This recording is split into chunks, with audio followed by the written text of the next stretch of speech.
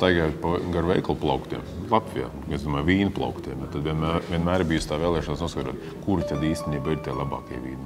Tieši tā iemesla pēc mēs arī uztaisījām Latvijas gardvīnu konkursu. Manuprāt, tajā čempionu parādē, kas būs jau 29. novembrī, kāds cits, šī gadījumā pietiekami kvalificēta žūrija, es domāju, starptautiska žūrija būs izdarījusi savu lēmumu jau jūsu priekšā, jau praktiski jums jau noliks priekšā viens 50 vīnas, ko obligāti vērts nogaršot.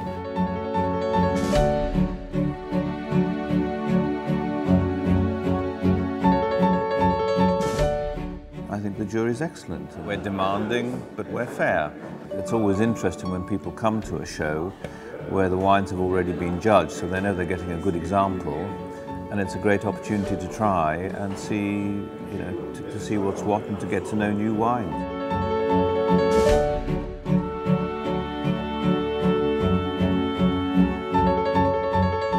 Vienmēr ir labāk, ka kāds cits jūsu vietā izdara to darbu un atlasa tos vīnus, nekā pašiem burties cauri veikalu plauktiem un tērēt nenormāli daudz naudas. Es domāju, ka tas būs tāds ļoti labs ceļvedis visiem vīnmīļiem, lai saprastu, ko tad galu galā pirkt, ko dzert, ko baudīt, ko dāvināt. Jānāk, jāļaujās un jāskatās, kas no tā viss patīk jums.